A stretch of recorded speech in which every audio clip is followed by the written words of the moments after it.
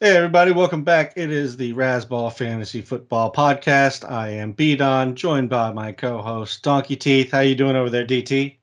Good. Happy Thanksgiving. Belated Thanksgiving. How'd it go for you, Bidon? It was okay. Spent some time with the family here in Atlanta. Nice to see them, and other than that, it was good. Ate way too much food. I feel like a blimp right now, and on top of that, I'm fighting something. So, just trying to get through this post Thanksgiving week here. It's always a little tough with like coming back from the days off and just having like the food coma factor. But yeah, it is what it is. And on top of it, we got the Bye-sharknado here this week. Yeah, it's the post Thanksgiving blues, and I don't know. I guess this is. Did this happen last year? This is like week 13 I don't know if it bye was week. week 13. I know there was a couple. I think like week 10 was a really bad one, and maybe I think it was week 13 as well. There was like two really bad ones last week or last year. I mean, um, so yeah, I mean, it just seems like the way that the buys work out the week after Thanksgiving because everybody's playing just seems to be a really tough week. How was your Thanksgiving, man? I didn't It mean to was skip good. over. Yeah, it was good. It was chill. Nothing big to report. It's freaking freezing here. It was like 8 degrees yesterday morning here, so winter's finally here. But yeah, Thanksgiving was nice. Yeah, it's cold here too. It's like 40, 43, something like that. I mean, it's really chilly here in the southern part of America as well. Yeah, fun stuff. All right, man. Let's go ahead and get into it. This week, as we mentioned, uh, you know, by Mageddon, I didn't want to steal that right off the top, so I just changed it to something more entertaining. But Bills, Bears, Raiders, Vikings, Giants, Ravens, all off this week. We get the news that Justin Jefferson is off of IR just in time for the bye week, which is just great for everybody that owns him. But yeah, let's just get into some of the players from last week, and then we're actually going to do a true like start sit list here at the end here. DT, I don't know if we've done one in a while, but we're just going to run through a bunch of names and go through start sit. So let's start with kind of what happened last week. Jordan Love, he's been on a bit of a hot streak. In the last three games, he's had at least two touchdowns in each, over 260 yards passing in each. Is Jordan Love coming into his own? Has this just been kind of the right set of games here with Detroit, who's never plays well on Thanksgiving, the Chargers, and then at Pittsburgh, or is Jordan Love turning a fantasy corner? What are your thoughts on this? Yeah, I think a little bit of both. I think he's better than I gave him credit for most of this season. I think he's improved. He's a serviceable fantasy quarterback at this point. I'm not saying he's a must start or anything, but I think he's kind of a top end QB2 kind of thing. If you're in a bind, good matchups, you can throw him out there. He looks better than I expected. Yeah, I would agree with that, and I'm not really throwing him into the QB1 discussion because it's been heavy touchdowns. It's not like he's putting up massive yardage numbers, so the touchdowns can come and go pretty quickly. But yeah, he's looked better than I expected. I still don't think he's all that good, but he's good. He's good enough, I guess. If you need to run him out there. Yeah. All right, Kyren Williams, he had a big return. This is he kind of broke out and then he got hurt, and then now that he's back, he went for 143 with six receptions, 61 yards, had two touchdowns on the day, both receiving touchdowns. Actually, it was a game where the game script helped him get this many touches, but he looked really good in this one. Where do you have him, I guess, like this week and then rest of season? Because, we're getting towards the end. So there's not a whole lot of difference between this week and rest of season other than the buys. Yeah, buys. Yeah, I think buys the big factor. This week he's got relatively tough matchup against the Browns defense. I've still got. I think he's like a slam dunk RB1 rest of season, and so he's one of those guys that you're just not benching. I've got him number 5 For this week, I've got him number 4 rest of season among running backs. So, he's a home run. I wish that I had Kyren Williams on all of my teams. I do have him in Scott Fishbowl. Nice, nice. So it sounds like you're all in then, because I don't know that I have him maybe top 5 this week with all the buys, but I don't know if I have him top 5 rest of season. We got obviously CMC. I think you got to put. I've got CMC, Jacobs looks really CMC, good. ETN and Eckler are the 3 I have ahead of him. So okay, I think I would probably have Bijan now that it seems like the Falcons are finally going to give him touches. I'd probably have Rachaad White over him, just the consistency he's shown throughout the season. Outside of that group, I guess there's not a whole lot that I would argue about, Mixon, but that offense is different now. So yeah, I mean, I think he belongs kind of in that middle to back end RB1 territory. Yeah, I mean, it is pretty fluid, right? These things can change pretty fast this season as far as the top of the running back ranks go. There's not a whole lot that's locked in up there behind, I guess, those 3 that I mentioned, CMC, ETN, and Eckler. A lot of fluidity this season. Yeah, and even Eckler, he's had his own issues. Obviously, the injury right off the bat, but then, he's had some up games and some down games. Just kind of the way that whole offense has been to some extent. So it's been, this last 2 weeks haven't been great for Eckler either. So even he doesn't have, 100% staying power up there. And, like Tony Pollard finally looked good. Does he get to join the conversation again? It's just, it is very fluid in the running backs this year with really just CMC seems like the one that obviously sits at the top, but after that, it's been just kind of a rotating, revolving door after that.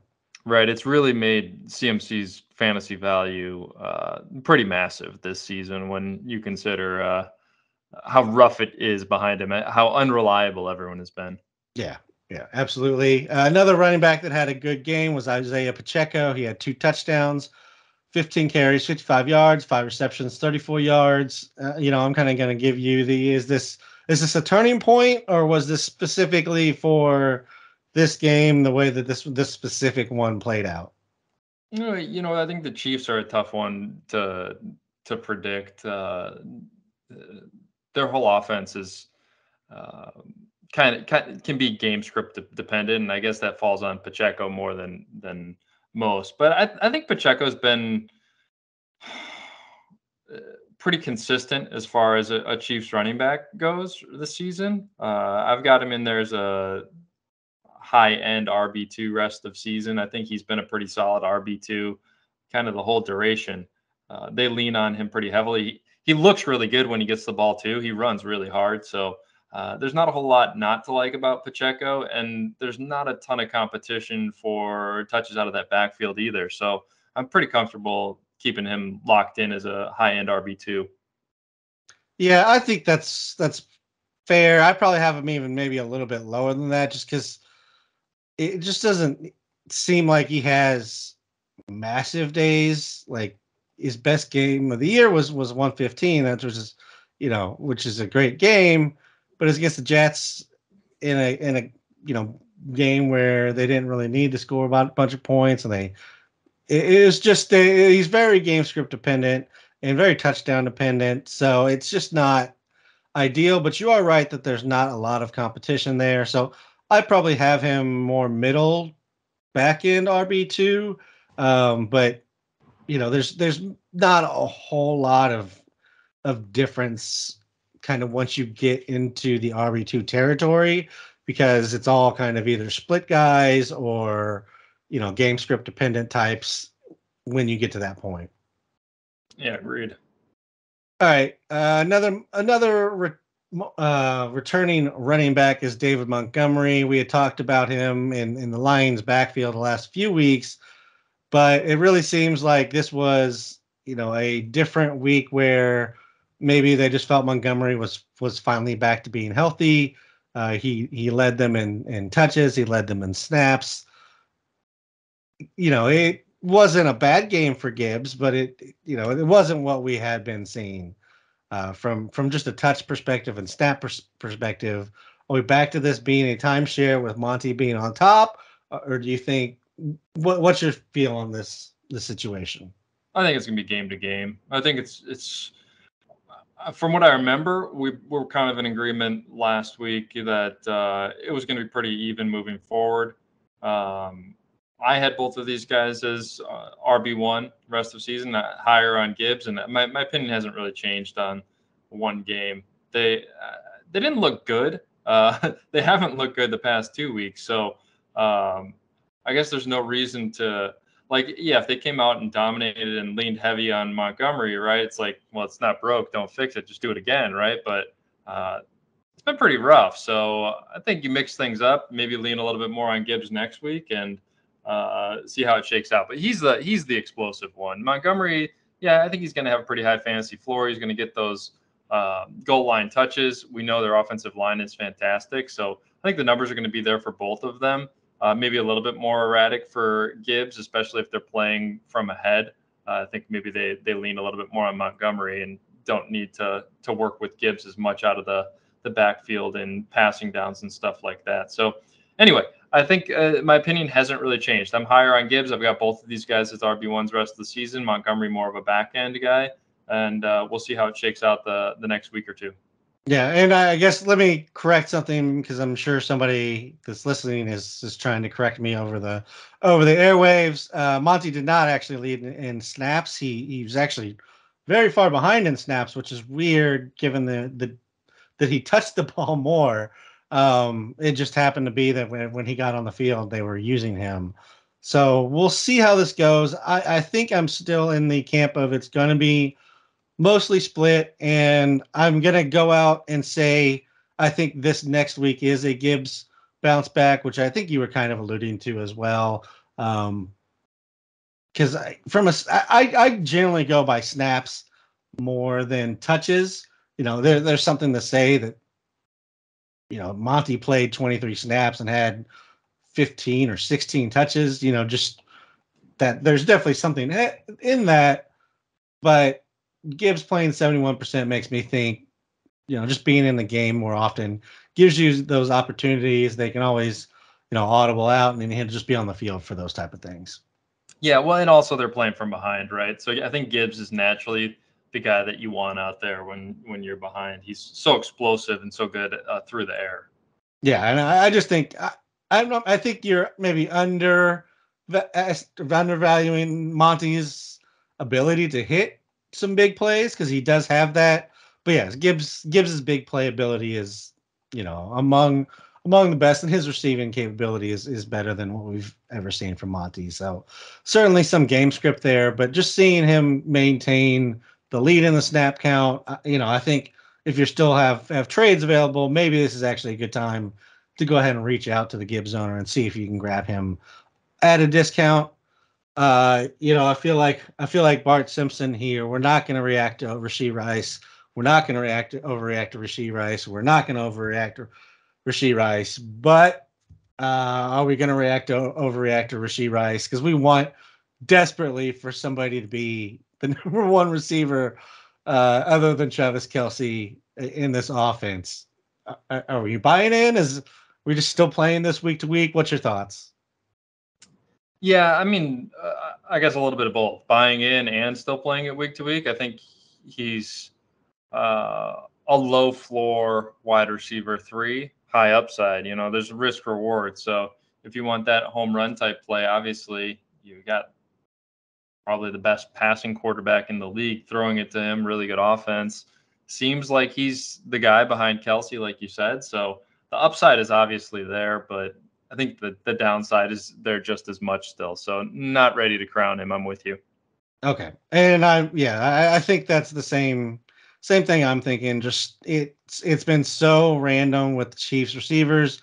I do think of what we've seen from the receivers, he has the most opportunity to become the one, but I think that's more of a next year type of prediction than something that we're going to see fulfilled this year, because there's still, like, nobody played more than 70%. Like nobody played 70% of the snaps among Kansas City receivers.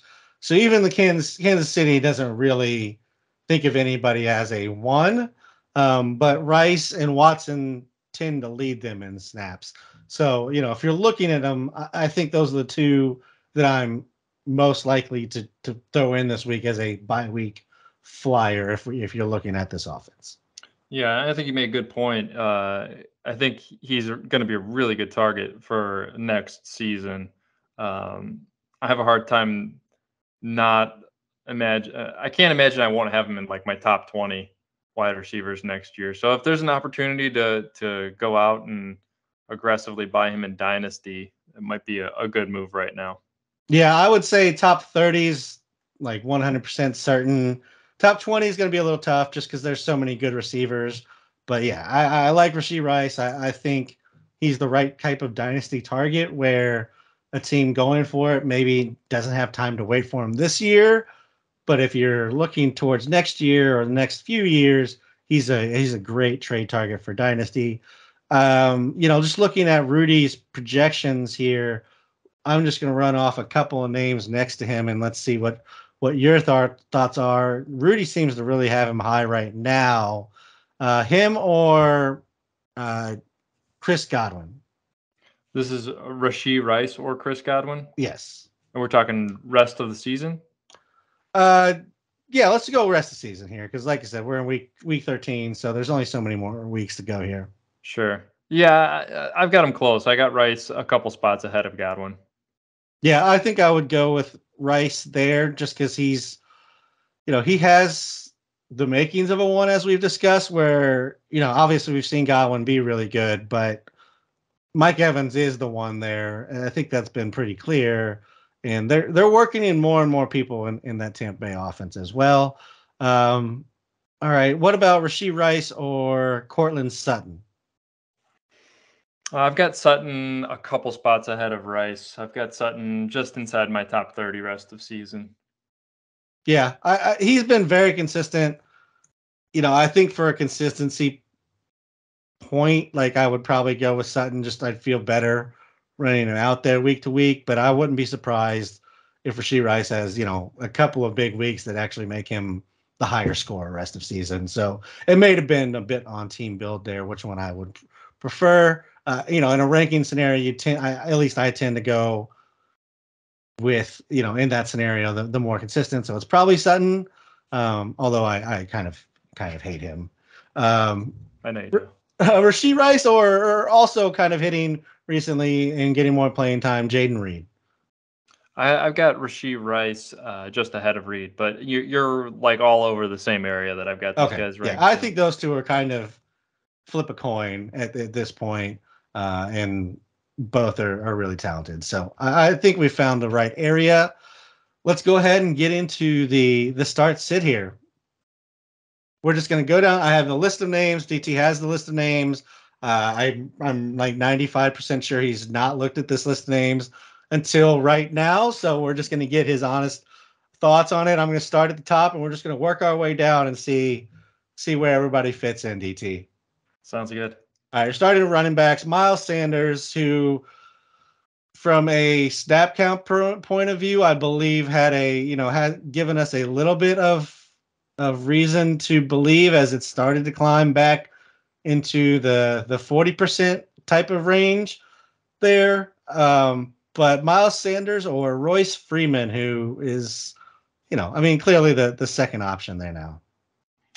Miles Sanders. I think we need to just remind everyone that we're taking these start sits here through the lens of Bye-mageddon, right? Yes. The threshold for startability has gone down substantially this week. Yeah, so I think this Miles week Sanders, is tough. Yeah, I think Miles these are guys that I'm looking at many of my leagues. Like, oh goodness. Yeah, so I think Miles Sanders is very startable this week. I think he's a solid flex play for most rosters. I've got him ahead of Freeman personally. Okay. I don't mind that. I think it's kind of a coin flip, honestly. I think Freeman's been kind of, despite the fact that Kyren had a huge day, Royce Freeman still had 13 carries, which makes me believe he's not just going away. But again, it was a very favorable game script in that one. I don't expect him to really get to 13 carries in most games. So I think I'm with you. I think it's Miles Sanders, although that offense in Carolina looks so bad. It's really hard to run out Sanders. But let's go to the next one. Miles Sanders or Ezekiel Elliott? I've got Sanders a little bit higher. I've got him one spot higher, actually. Yeah, Okay. same ballpark. I mean, I think all three of these guys are startable: Sanders, Zeke, and Freeman. Unfortunately, I'd hate having to start any of these guys, but unfortunately, that's the situation we're in. I'm looking at starting. Gosh, I think I've got like Antonio Gibson penciled in to start in one league, so it's rough out there, man. It is. It's a terrible week. I would say I would go Sanders, Freeman, Zeke if I'm ranking. And Zeke's the lowest, not because actually I think he looked maybe the best of these three, but he's just not getting the touches with Ramondre there. So I think in this one I'm going Zeke lowest. Let's wipe that slate clean. Let's start over here. Tyler Algier or Cordero Patterson in the same backfield. I've got Algier ranked a little bit higher. Patterson actually, he looked pretty good, but I think we need to see a little bit look because he's been just an absolute ghost this season. So it's hard to put too much stock in one good performance, but he's moving up. He's starting to become on the radar, but yeah, it's tough starting anyone behind Bijan, you know. If I got to, I'll start Algier. I've got him in the same ballpark again as Sanders and Zeke. Okay. For me, I've got Algier one spot ahead of Sanders. So it's like 30, 31, 32. Algier, Sanders, Zeke, and then Freeman's a couple spots below them. Okay. I would probably shove Algier in between Freeman and Zeke and Cordero at the bottom of the group. I think last week, I had the Falcons game on. Like Cordero had 2 or 3 really good plays when he got in the game, and that just kind of built into them including him more in the game because he came out and looked good. I don't think this is a sign that like Algier's losing his role or that Cordero's going to be folded in more. I think it was just a hot hand. Like Cordero looks good. Let's give him a few touches while we rest Bijan, and that's how it is. So we'll take Algier. We'll move on from here. Algier or Josh Kelly? I've got Algier higher than Josh Kelly. Josh Kelly has not done a whole lot of good stuff lately. Nothing. Pretty much since we had Eckler come back, and even before then, he was starting to kind of lose touches. So yeah, I think Josh Kelly is pretty much a handcuff and nothing else. Rico Dowdle, who has looked good, but we're still talking about a backup running back. Yeah, he's a backup with upside just because their offense is pretty darn good. I've got him. I mean, you really peppered the same kind of area in my rankings. I've got him right there next to Freeman, so just below the other group of guys we just discussed, but startable. Yeah, I think you're really just hoping for a touchdown from Dowdle. So I'll put him, between Cordero and Kelly, Kelly's going to be at the bottom of this list for me. I think just he's not getting touches and he's not really looked good. He's in a tier of his own at the bottom. Right. Dowdle and Cordero, that's pretty much a coin flip. Like I feel like they're in the same ballpark where they need kind of a specific play call and to get in the end zone to really provide any value. Let's go over to Miami where Jeff Wilson, he's the second running back, or at least he was last week. But, Devin Achane is maybe coming back this week. So let's talk, I guess, first of all, in Miami, if Devon comes back, is he your RB2 there? Or do you think it's still Jeff Wilson if you're looking at starting a Miami rack that's not Mostert? He's my RB1. He's the guy that I want him ahead of Mostert personally.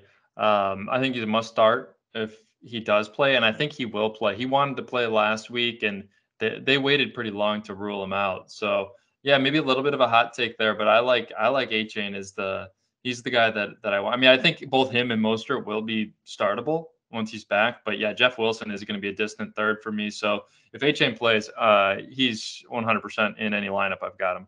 Okay. Yeah, I have him.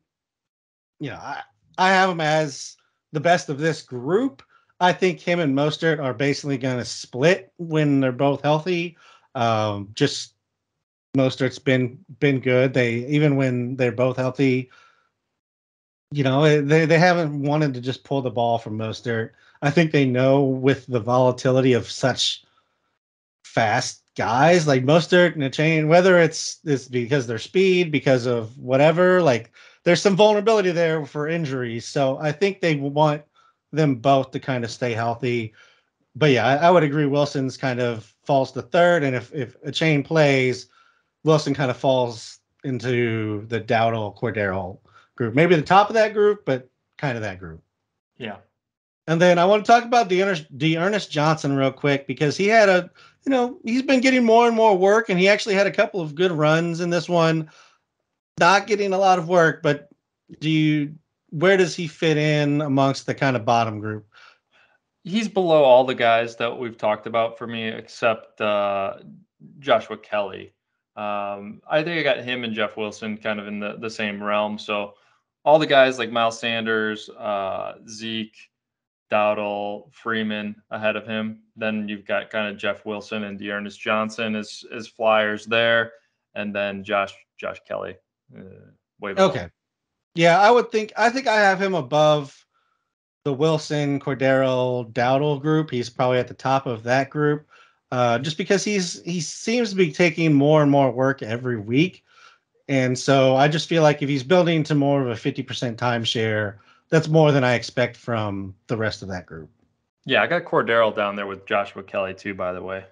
Yeah, I mean, that's fair because, again, I think it was really a specific type of play structure and what was going on in that game. So I think that's completely fair as well. Let's move over to wide receivers. I guess since we started at the top and the running backs, let's start at the bottom here amongst the wide receivers. Let's start in Kansas City. Would you rather have MVS or Justin Watson? Oh, I think Watson, but I really don't think I'm starting either of these guys. It's I've got MVS very, very far down my rankings. He's definitely not on the radar. Watson, I can see him being in the discussion on Bye-Mageddon, but he's kind of a wide receiver for me still this week. So not excited to start him, but deeper league play. Yeah, I would agree. It's Watson. I think MVS is strictly you're hoping he gets a deep throw and doesn't drop it type of situation. Which he did last week. Yeah, which he does all the time. Justin Watson or Rondale Moore? Let's see. Where do I have Rondale? I think I've got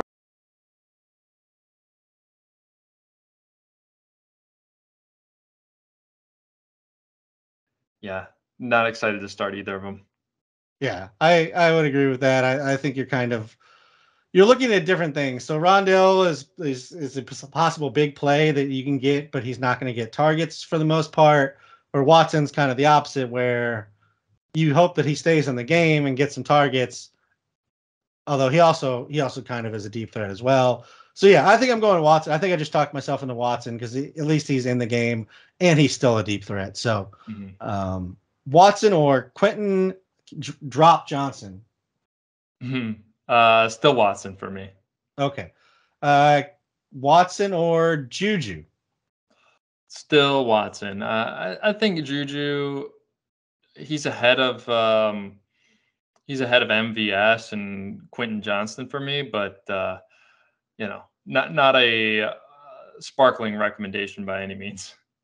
Yeah, and I really only threw Juju in here because the last two games, in week 10, he played 99% of snaps at their bye, and then he played 65% of snaps, which was second among receivers. And with a change at quarterback, I think we could see some targets readjusting here in New England, assuming they make this change, which I assume it has to be coming. But yeah, I would still go with Watson. Mac Jones is so bad. It's incredible. So oh my goodness. Justin Watson or Jameson Williams? Same ballpark. I got Watson ahead. Jameson Williams. If you need that like home run play, like there's always hope that Jameson Williams breaks out for 150 yards and 2 touchdowns. He's got that kind of talent, but Watson seems to have quite a bit higher floor at this point. Yeah, I agree with that. I do like that Jameson is getting more and more snaps. He's starting to fold into the offense.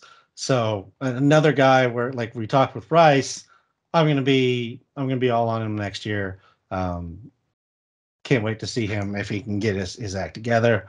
How about Justin Watson or JSN? Jackson Smith and Jigba for anybody who wasn't clear in Seattle. Yeah, I've got JSN 4 spots ahead of Watson in my rankings. So same kind of ballpark. But again, these guys are all wide receiver 4s, so pretty lukewarm on them. Yeah, I'm gonna go with Watson just because like the best that JSN is gonna give you is so mediocre right now that it's just not really helpful. He doesn't even bring a high upside, or at least he hasn't yet this season. So on that one, I'm going to go Watson. But we'll keep kind of both of them in this next discussion until we differentiate. Watson, JSN, or Tyler Boyd? I got both of these guys ahead of Boyd. Yeah, I agree. Treylon Burks. I think I got Burks pretty low. Burks hasn't played. He may not play still. He's been questionable, but it seems like this is maybe the week he's coming back. Yeah, I need to see Burks on the field before I'm comfortable throwing him out there, even in desperation mode. Yeah, I mean it's concussion protocol, so it's not as though he's coming back from a physical injury. I don't, that maybe that's unfair, but it's not. His knee wasn't messed up, his ankle or his shoulders or things. So that makes me feel a little bit better that he's coming back and he'll be able to play. But he wasn't doing a whole lot before. It's such a low volume offense. I think I'd probably put him in like the MVS range if he plays, to where you're just hoping he gets deep for one. Probably rather play him than MVS, but that's about it. Watson, JSN, or T. Higgins? Boy, is he falling. Could you imagine him being in this discussion, preseason? And that's if he plays, because he's got a hammy as well. Right. I've got T. Higgins just ahead of Justin Watson, 1 below JSN. So again, same ballpark, same in the same area. I do like Browning. So I think if Higgins practices this week, I may bump him ahead of JSN. I think he becomes back end startable as a wide receiver 3 just because he's Higgins, and I don't think Browning has looked terrible. Yeah, I think this is one where the talent is going to win out for me. And, Burks and Jameson Williams were kind of the start of that tipping point. But we get to T. Higgins, and he's just too good of a receiver for me to potentially sit down when I'm looking at these type of names. So we'll take T. Higgins and move him forward with this discussion. T. Higgins or Christian Watson? I've got Watson just ahead of Higgins. Yeah, I think I'd be fine with that as well. Watson seems to pretty much lead them in snaps every week, even though he doesn't always lead them in targets. So I think I'm with you on that one. And then Jahan Dotson or Christian Watson? I've got Watson a few spots ahead of Dotson. I got Dotson just below JSN and Higgins, and just above, I like Jameson Williams. So I think I'm probably a little bit lower on Dotson. Oh, I've got Dotson 1 spot ahead of Justin Watson too. So same ballpark. All right. Yeah, I think I like Dotson more than it sounds like you do. I mean, he's a good receiver. I really think he's gonna kind of put together. But yeah, I a little bias reaching in there potentially. But yeah, I'll go with Dotson over that. Moving on to quarterbacks, we talked about Jordan Love a little bit earlier. Jordan Love or Matthew Stafford? I think I've got Love ahead, but let me double check here. Yeah, I've got Love at number 13 this week. Stafford down at 17. Stafford's got the tough Browns defense, so Yeah. edge to Love. Okay. What about Geno? I've got Geno just below Stafford. Okay, and he's going Thursday against Dallas, so it's Those are not the always fun. best of scenarios to be dropping into. Yeah, you avoid the Thursday game like a plague unless you've got like a must-start guy. Yeah, or if a good offense is going against a bad defense, I think it can almost be a benefit because the defense doesn't have time to really prepare for said good offense. But when you have a solid offense going against one of the best defenses, if not the best defense in the league, that's a tough spot to be put in on a Thursday. How about Jared Goff or Jordan Love? I've got Goff one spot ahead. Goff's been pretty darn good this year. Even last week they sucked, and he still put up like 18 fantasy points in your 4-point touchdown leagues.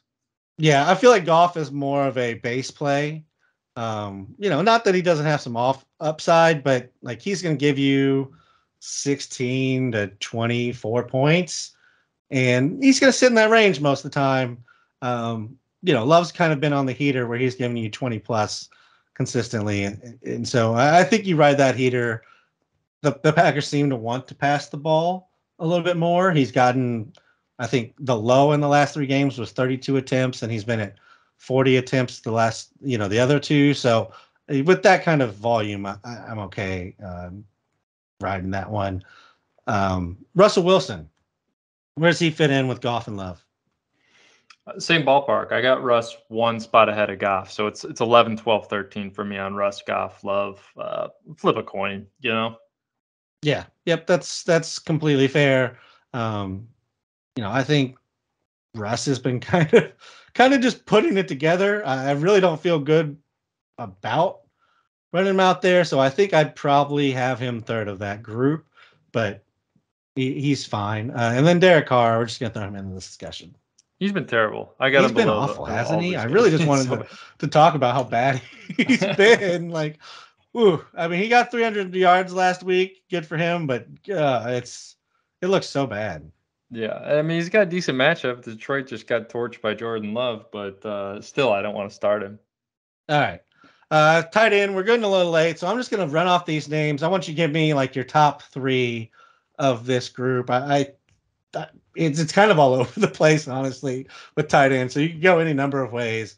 I'm going to read them off. You give me a top 3. Sam Laporta, Cade Otton, Chig Okonkwo, Hunter Henry, Pat Freiermuth, Dalton Schultz, Kyle Pitts, Tyler Conklin, Tyler Higbee, Logan Thomas. Well, Laporta's in kind of a group of his own from those guys. I think he's a must-start tight end. So yeah, he's number 1, and then Schultz is going to be my number 2, and Freiermuth number 3. Schultz has been really good. Stroud seems to have a connection with him, and Freiermuth, we know the talent's there, and he seems to be healthy. Looked good last week, so.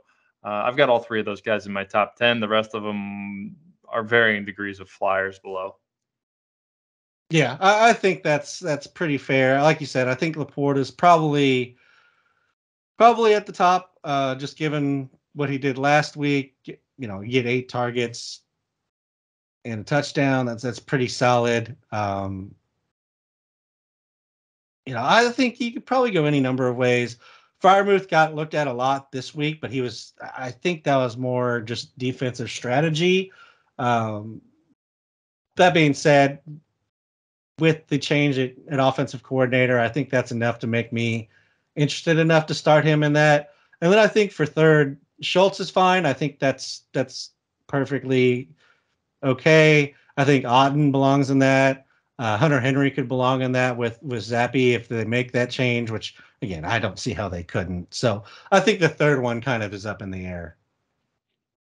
Yeah, it's fair. I mean, the tight ends, once you get beyond Laporta, it's, could go anywhere. Even Laporta is not like, we're saying he's separate from this group, but like, I mean, 2 weeks ago, 2 weeks ago he had 3 receptions for 18 yards. So it's not like against Chicago of all teams. So it's not like he's a guaranteed producer either. It seems like they're trying to fold him in, and he's getting the work. All right, DT, we covered all the positions. Let's move on to everybody's favorite section. Asshole of the week. You got one? I mean, I think the Bears are just the natural assholes of the season. Like how I guess it's a good thing, right? Get us a better draft pick. Like I'd be upset either way. Like win, you messed up our draft pick. Lose, you can't do anything, right? It's like they should have won that game by like 21 points. They actually like I think the Bears are actually good. I think they're a good team. They've got some sort of like mental barrier. Like I think they could easily have a winning record right now. So many of these games is just like really frustrating. I don't know, man. They're assholes.